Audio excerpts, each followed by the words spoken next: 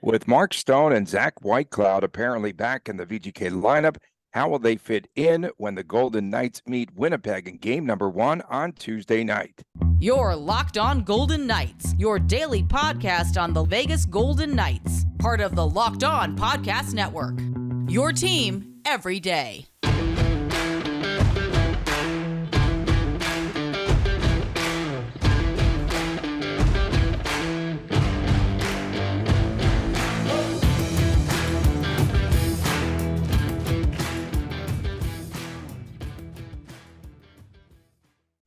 Hi again, everyone. Tony Cardasco along with Chris Golick.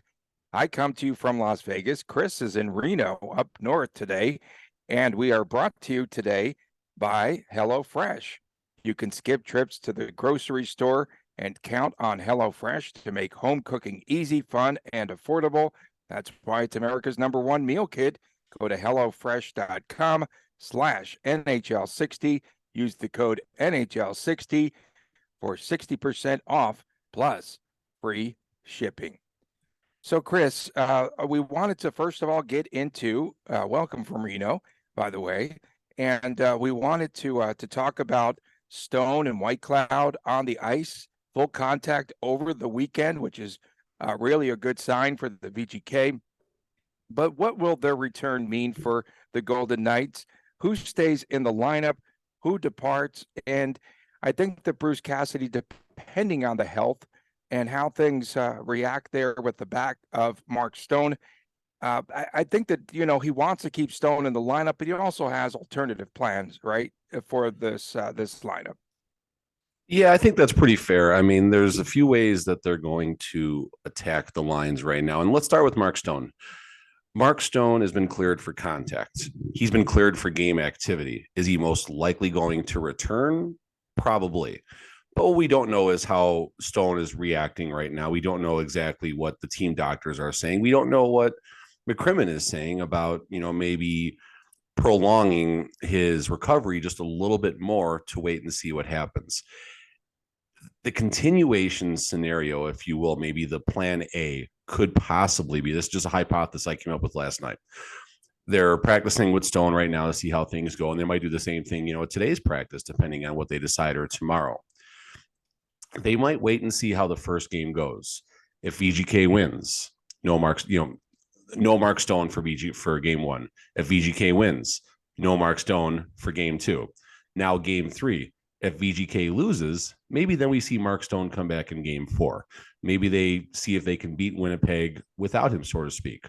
Or maybe they hold out Mark Stone until they lose home ice advantage, which hopefully they don't. That's just one thing I came up with. Whether it's accurate or not, who knows? The first lightning rod that everyone's going to right now is certainly going to be involving Pavel Dorofeev being out of lineup. And everyone's saying, why is Kolesar in the lineup? Why is this? Looking at some stats last night, Kolesar, again, is top 7 in the league in hits.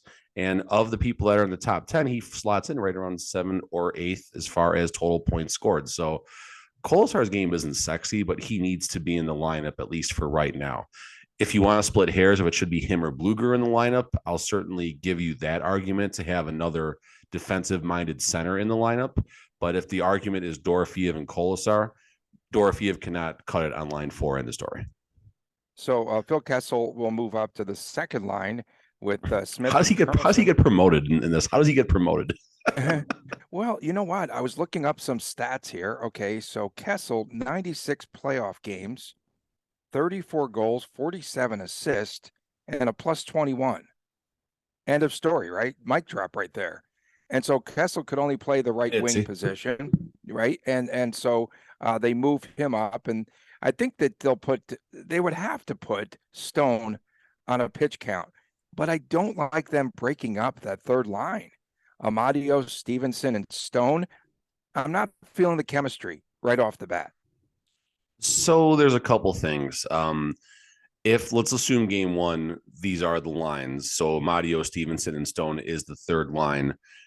I think Stone's going to be moving around a lot. I think you said pitch count. Line 3 is a perfect spot for him to log somewhere between 12 and 15 minutes not including power play time. So actually probably more closer to like 10 to 12 minutes and then special teams after that. So that could be why he's at least practicing on line 3. The other reason is, let's assume this is what Cassidy's long-term plan is, to have him on line 3. This is a pretty good 4-line wave of attack. If you look at this right now, I mean, Barbashev, Eichel, and Marchessault, that's a good line. It's not a great line. It's a good line.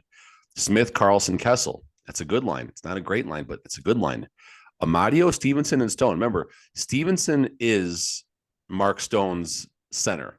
Those two have had some amazing chemistry in the past, going back to the Stevenson, Pacioretty, Stone line, which statistically was one of the best in the NHL for their brief times together last season. And then Howden, Waugh, and Kolesar. I mean, this is actually very reminiscent if you want to go back to season 1, right? Season 1, what was it? James Neal, Eric Holla, and then yeah, exactly. That's my point right there. Or no, season 1 would have been the Misfits first, and then Holla, Neal, Perron. Good line, not a great line, right? And then line 3 was what? Carpenter. You had Tomas Nosek in the mix on line in there. Nosek was line 3. Bellner was line 4. As I'm rambling on here, my point is those lines were not incredibly sexy in season 1 either. So you look at this, you could do a power line, right? You could do the line of Eichel, Stone, Stevenson if you need it. That's your EA Sports NHL 2002 hero line, so to speak, for my gamers out there. And that could happen. I don't expect the lines to finish like this, assuming that this is how the lines do end up starting, but we can't go too far. I think Zach Whitecloud back, that's bigger than Mark Stone right now. That, in my opinion, is bigger than Mark Stone, because we don't know what we're going to get from Mark Stone. Whitecloud had a weird injury.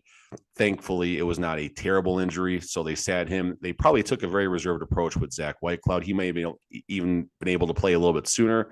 They wanted to shut him down, obviously. The fact that our top 6 is together, statistically, when our top 6 is together, we're almost unbeatable right now. That's how good they've been in the second half of the season. You'd have to believe that any third line that VGK will put on the ice would probably be better. I'm just no slight in Winnipeg, but they've got Niederreiter, Adam Lowry centering, and Mason Appleton on line 3. And so I think that line 3 could be a difference maker, is what I was getting at here for the VGK, especially early in this series. But man, I don't know. I'm definitely in love with the Barbashev and Stevenson and Kessel line, just based on the experience alone. And I don't really like them to be broken up. And if they don't get any offensive scoring punch, are they looking for scoring punch out of line 4? Where would they slot in Dorofeyev? If Dorofeyev were to make the lineup over any one of these players, is that what your question is? I'm saying if they need to go to him, I think he'll play eventually. He'll be in the lineup eventually, because I think they're going to need some scoring in what could be a very tight defensive series. I mean, you can maybe make the argument Amadio to line 4, because he can play that role. And then you slot Dorofeyev in line 3 with Stevenson and Stone, assuming nothing changes with that line. And that actually could be a very interesting line, because Stevenson and Stone do have a very responsible defensive game. Whereas Pavel Dorofeyev, that's probably what we would call an area of opportunity, as I'm sitting here staying in a Caesars entertainment property, my old employer. I'm paying my old employer. This is so strange, folks. It's not one of those things you swear you never do in life. But going back to that, Dorofeyev, probably not the best defensive player. You put him with Stevenson and Stone, his defense will be just fine, because Stevenson and Stone are going to be the ones that will have that responsible game. And all Dorofeyev has to make sure to do is get his butt back and, be hard to get around, so to speak. So one of the biggest issues facing VGK of late in the playoffs, a lack of scoring. I'm just so curious to see if they could score goals this time around. I really am, because we know what happened in the bubble, and we know what Dallas did to them. And just, again, like, this is a team that really needs to be offensive minded, I believe, in the playoffs. They have to score goals. Of course. And in the regular season, it's a race to 4 goals. That's kind of what it seems like. Find a way to get 4 goals. VGK only lost 1 game scoring 4 or more goals the entire season. the entire season. That was actually the Edmonton Oilers game where Marchessault scored that goal in the last few seconds of the game where I was giving Darren Millard crap. So Darren Millard in the pregame, this is when the Oilers beat the Golden Knights 7-4 or something like that. Millard said magic number is 4 goals. As long as they get 4 goals, they're going to win the game.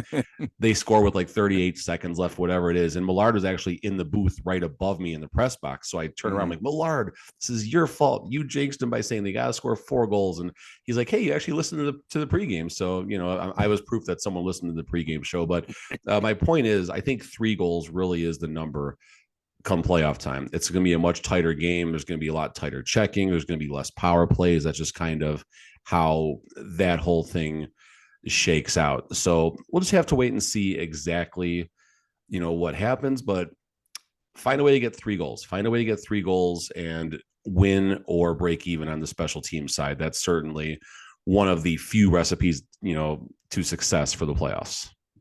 Coming up next, we'll take a look at the Western Conference playoffs. Everything is set, came down to the final games. An amazing season, amazing races. We'll talk about that when we return right here on Locked On Golden Knights. Today's episode brought to you by a product that myself and Chris literally use every day, and that is AG1 by Athletic Greens. Maybe you're like us, you want to be healthy, you want to eat well, but it's always easier said than done. Of course, Chris is on the road, and it's easy. It's very difficult to grab meals when you're always on the run there. So that's cool for Chris, because we know he's taking his AG1 with him. And it's no longer the case with AG1.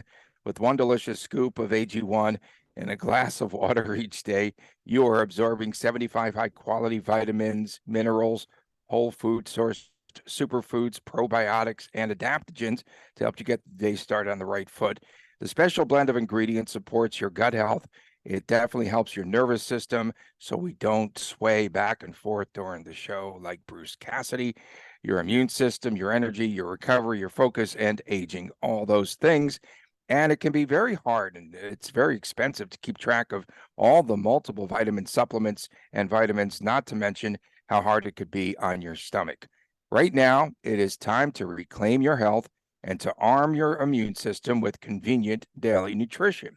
And to make it easy, Athletic Greens is going to give you a free 1-year supply of immune-supporting vitamin D and five free travel packs with your first purchase. All you have to do is go and visit athleticgreens.com/NHL Network. athleticgreens.com/NHL Network. Take ownership over your health and pick up the ultimate daily nutritional insurance. Welcome back. Tony Cardasco in Las Vegas, Chris Golick in Reno. And you could find us, of course, on Twitter at Locked On VGK, at Tony Dasco, at TD Chris G. And make sure that you subscribe to the YouTube channel Locked On Golden Knights. And Chris, we know over the weekend, Bruce Cassidy had met the media, and his swaying was at an all-time high. Thanks, Zig Fracassi of SiriusXM, for pointing that out. Even seated, he's swaying back and forth. And I was saying it now, huh? I need some Dramamine, bro. Like when he starts talking, he's great. But one of the things that stood out was he was talking about the third periods, and VGK has only blown a lead, I think, in the third period a couple of times this season. I think we talked about the Chicago game. What was the game where they put the puck over the glass?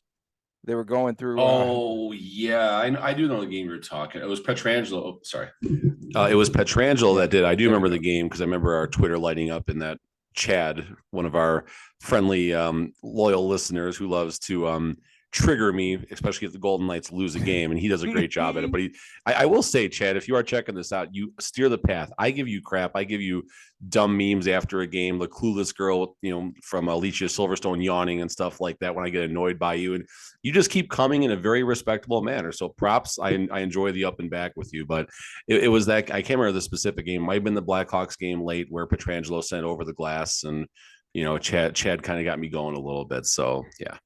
So we've got the Western Conference playoffs all set. The matchups, in addition to VGK and Winnipeg, you've got the defending Cup champions, Colorado, and now the Central Division champs, Avalanche, taking on the Kraken, and no Landeskog in the playoffs, so that's going to be interesting. Nathan McKinnon, my goodness, I mean, he missed 11 games, was it? And he scored 111 points on the season. That's unbelievable. And the story about the Kraken just going from season one with 60 points, Chris, to 100 points overall. But do the Kraken have any resistance for themselves against the Colorado team, which appears to have them overmatched? And I'd be surprised if this goes more than 5, personally. I think the Kraken are a live dog. I mean, if you're going to handicap which of the 4 wild card teams have the best chance to emerge, I think it is the Kraken. That's not a knock on Colorado by any means. That's simply acknowledging the reality that they're without Landeskog right now for the entire playoffs. Makar, I did not look up to see if he's back. I think, yeah, he is back. Okay, but Makar is banged up. He's had a rough season as far as health and stuff goes. And this is an Avalanche team that might be one injury away from having a hard time. And the playoffs are a battle of attrition, simply survival. What you see right now, especially for the teams that do go on deep runs, is probably not the lineups you're going to see the deeper it gets. Remember, none of these players are, kind of like football when you're in about week, 8, 9, 10 and plus. They always ask, well, are you healthy right now? The answer is no. No one's healthy. That's how the NFL is, and hockey can be that to a degree as well. Do I think that the Kraken are going to win that series? I don't think so. But if we're going to handicap which of the 4 wild card teams, so that would be Winnipeg and Seattle on the Western Conference side, and on the Eastern Conference side, we're talking Florida and the New York Islanders, I believe. Yeah. I think the Seattle have the best chance, just simply because this is not the same Avalanche team as last year. Well, look at Colorado since January the 14th, 31-7-4.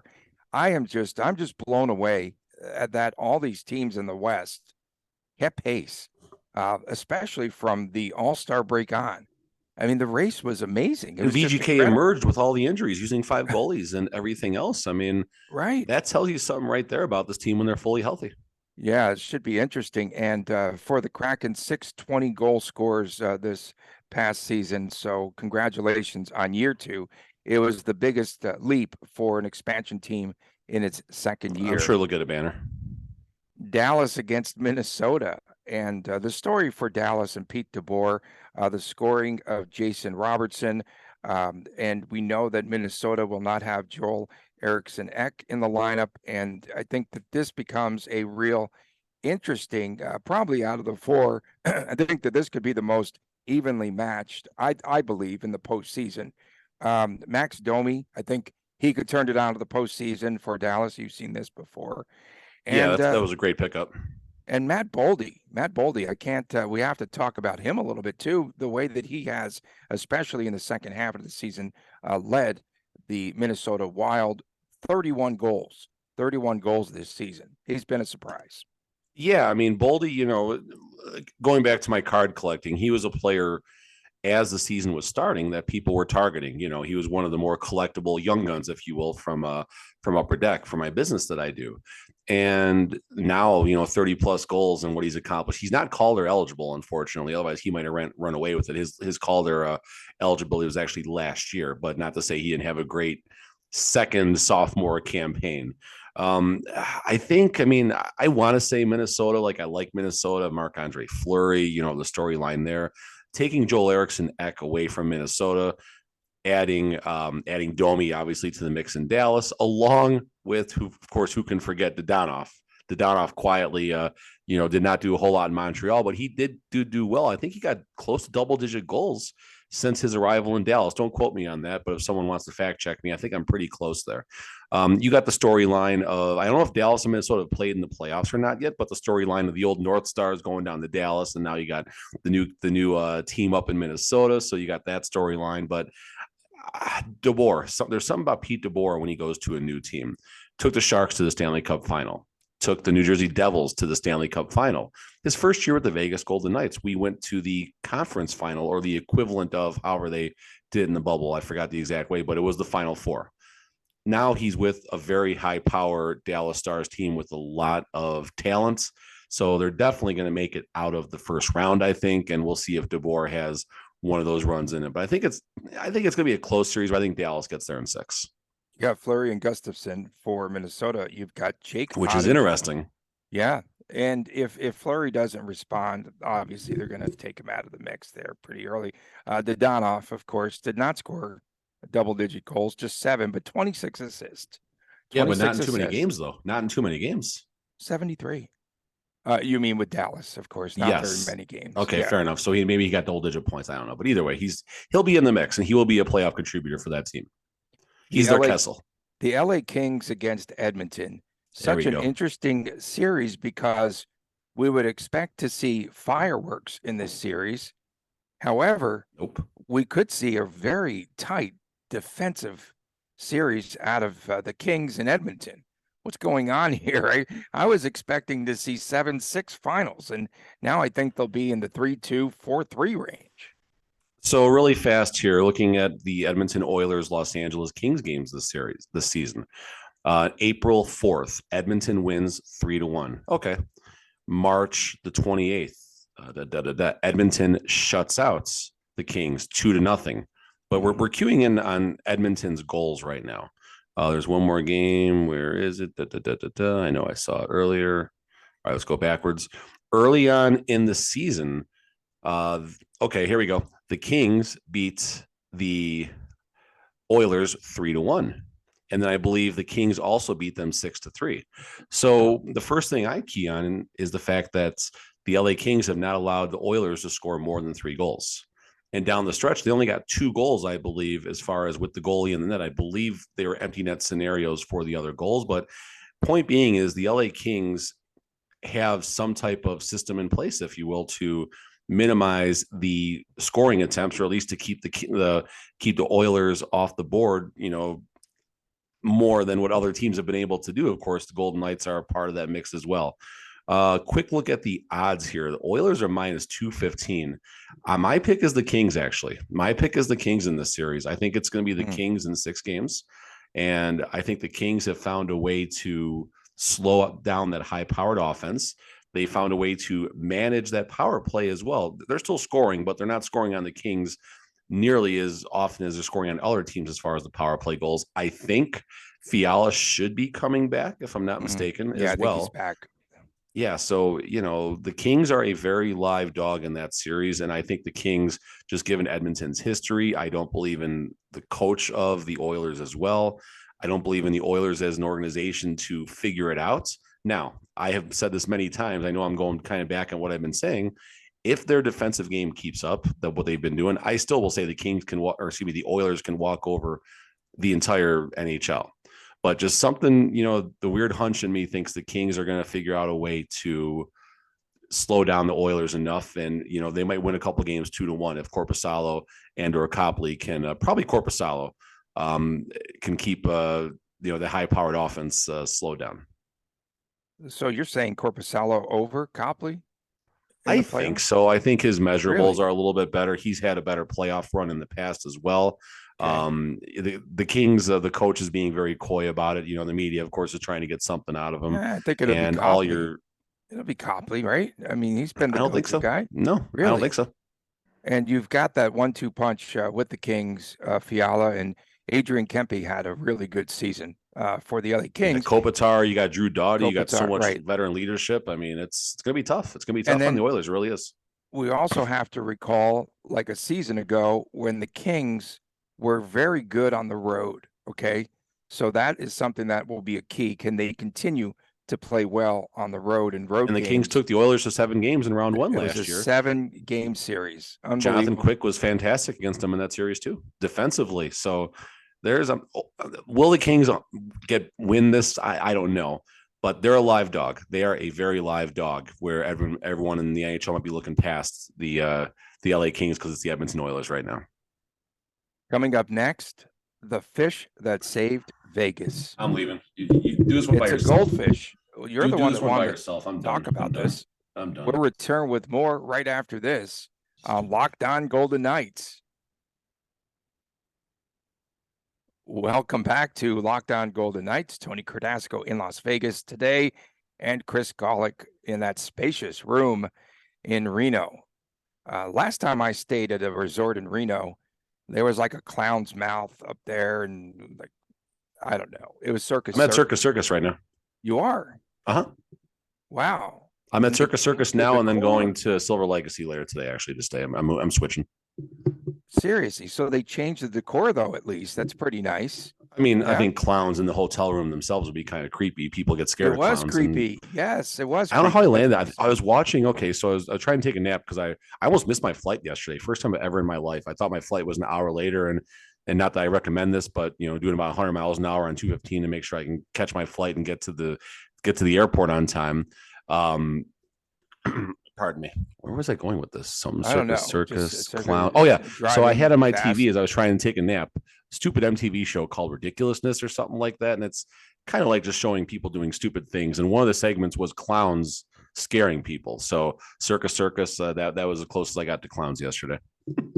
Back in the day when I was doing afternoon drive here in Las Vegas, I would always rip Reno, and yeah, they got back at me. And when we stayed up there one time with the football team, my phone, they just kept calling me, you loser. And like back in the day, they couldn't listen to the show. There's no way to stream it.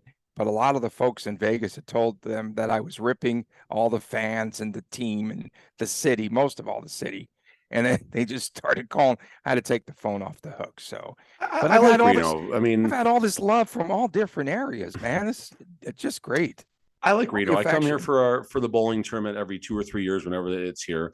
It's kind of cool. The area they call the Row, which is Circus Circus, El Dorado, and Silver Legacy. Fun area to walk around. And then you got a couple more casinos not too far away. Of course, you got the glorious Cal Neva with the best grill ever. It's very cheaply priced too. I was there yesterday. I'll be there today. I'll probably be there tomorrow having a number 6 or something like that. But what's a number Reno's 6? fine. It's a little you're a Reuben sandwich guy. What's number 6? What's a number 6? I don't know. I was going chicken fingers, grilled cheese, and a hamburger, okay. I think is where I was, but I'm not a Reuben guy. That's Okay. no. Anyway, and neither right. are you a connoisseur of VGK hype videos. You are not a connoisseur. And one good of the segue. worst. Good segue, Tony. That's why you went to broadcasting school. One of the worst hype videos in the history of this VGK franchise. The goldfish, the unveiling of the team pet, a goldfish. I mean, you're the one that wanted to talk about it. I was just going to gloss over it, but go ahead, man. All right, so let's be fair here for a second. So my first tweet when I saw this friggin' fish was this is either going to go over as well as the Oregon did in season 2, which was an absolute flop, or people are going to get behind it and it's going to be goofy. Now, as goofy as I'm being about it and all these comments I've been making, we have to give credit to the in-game entertainment team and the production and what goes into putting on the show of the Vegas Golden Knights hockey. This isn't all negative, guys. This is not going to be all negative here. They're going to find a way to make this interesting and entertaining. Do I think for a second they were sitting around some meeting, hey, let's get a fish and see what happens? No, I'm sure like everything, they've thought this thing out. There's going to be something that the people are going to enjoy. Now, I did joke that, in Detroit, they throw the octopus on the ice, and in Nashville, they throw the catfish on the ice when a big goal happens or something like that. I don't hope, I made the comment, I said we all go Circus Circus and throw the ping pong balls into the fish bowls and we can get some goldfish and toss them on the ice, and, they can have some sushi or something like that whenever they score a goal. Maybe that's not the best idea, but I do see now, an opportunity for the Golden Knights. I'll bet you can go into the store in game 1 and buy your VGK goldfish stuffed animal. And that little sucker is going to be, oh God, yeah, Tony. Oh yeah. Listen, as I tell my son Christopher all the time, it all comes down to money, and they're going to make money off this fish. So as tough as I'm being about this, I'm also trying to be fair that the Golden Knights find a way to get success out of the strangest of things. So I think this will be accepted by the fans.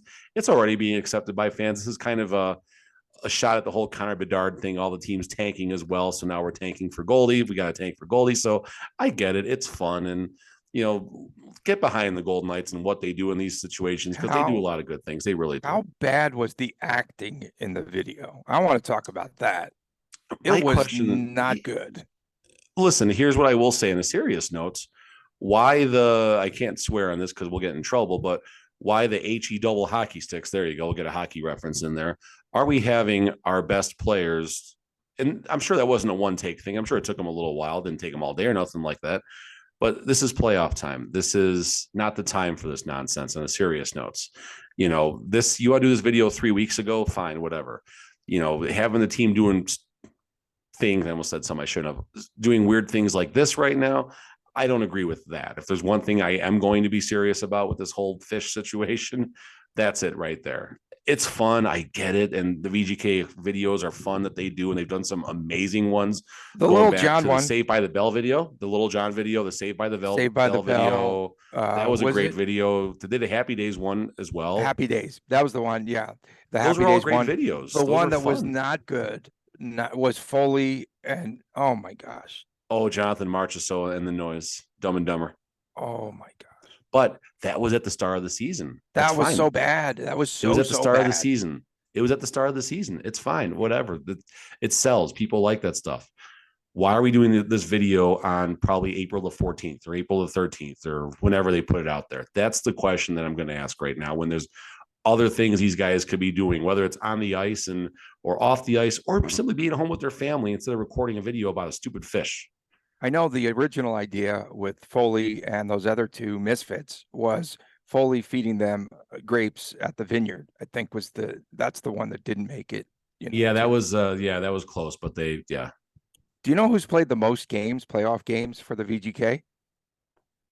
I mean, Phil Kessel has to be, but I'm trying to think if there's someone else before Kessel 96 games, but Alex Pietrangelo 111. I think that's the most on the team. The Blues had that many playoff when runs? you make a run, right, you'll play 16 games, right? Well, you'll play at least 16 games. You'll probably play 6 times 4. You'll probably play between 20 and 22. Yeah, he played 26, I think, one season. Yeah, sorry, I was off track there. I think Petro's it would have taken me a second. Pietrangelo would not have been my first or even second guess. Kessel was my first, and I had definitely not going to be Stone and other defensemen. No, Stone I would have got to Pietrangelo pretty quick. 73. He was with Ottawa for so long. Do you know who has the best stats? Perhaps Stevenson. Vegas Bjorn is a plus 25 in 71 games. Mm-hmm. Do you think he'll play well? Do you think he'll show up in the playoffs? I think he'll play better. Listen, we give Carlson all sorts of crap, but he does play a responsible game. We can agree. I'm not even going to say a 200-foot player because that gets you all weird, and we'll have another meme. But I will say he plays a responsible game. He plays a very responsible game. Every time I ask people what makes him so good, 200-foot player. No, quit. Well, he's not paid to be a 200-foot player. That's the problem. Right, and the problem is what is that? So that line is goals? So we got Kessel, Smith, and Carlson. That's good. Has that been a line at all this season? I'm sure they have been. It probably hasn't been that often. I don't recall. This was not a go-to line earlier. Did they use Marchessault with Kessel at one point? I can't recall. Yeah. So Kessel again on that second line makes it really interesting. I'm not a big fan. I'm not a huge fan of line 3. I'm not. I just liked the cup line, if you will. And Howden. Yeah, but having Stone there, it'll be just fine though. Having Stone, it'll be just fine. Howden on line 4. Couldn't you have slotted over Bluger with his experience to the wing on the left side because he's so versatile? Well, that's the thing, Tony. There's so many players that are versatile in this lineup, and there's also gamemanship happening right now too. These may not even be close to the lines for game one. I mean, Cassidy sounded very sure, very certain. He has options though. He's never had this many options all season. The only thing that could change for him would be if Stone doesn't respond, and then they move Kessel back to line 3. What else would they do? Maybe shift Amadio up again with Smith and Carlson. Yeah, there's options, and let's hope Cassie just doesn't overthink this right now. Okay, I don't think he's overthinking. I think he's swaying back and forth. On tomorrow's show, we're supposed to be doing a crossover with our good friends from Locked On Winnipeg Jets. Game 1 coming up on Tuesday. And yeah, right. No, yes. I know I'm trying to think figure so. out my personal schedule. That's all. I know you have a lot. You have a lot going on there, and I'm surprised. The only clown in that room right now is Golick. This is surprising. But that's any room I'm in, though. That's any room I'm in, to be fair. We appreciate everyone tuning in. I'm the fish at the poker table too. I'm a Goldie at the poker table and a clown at the party. So there we go. Are you wearing fleece as well today? I am. Yeah, me too. I know, kind of awkward. We'll see you tomorrow, of course. Thanks for making us. But there's snow outside my window. That it's 90 degrees outside yours. That's the difference. Is it cold up there? It's about 60s. It's freezing. That's freezing for us. We thank you for making us your first listen each and every day. Make sure that you subscribe to Locked On Golden Knights on YouTube and check us out on Twitter, where I put up a dumb photo of Mark Stone and said Mark Stone's back, which showed his back, which is kind of silly, but people like that kind of stuff here in VGK-ville. For my man, Chris Golick, I'm Tony Cardasco. Thanks for tuning in. We'll see you tomorrow right here on Locked On Golden Knights. Take care.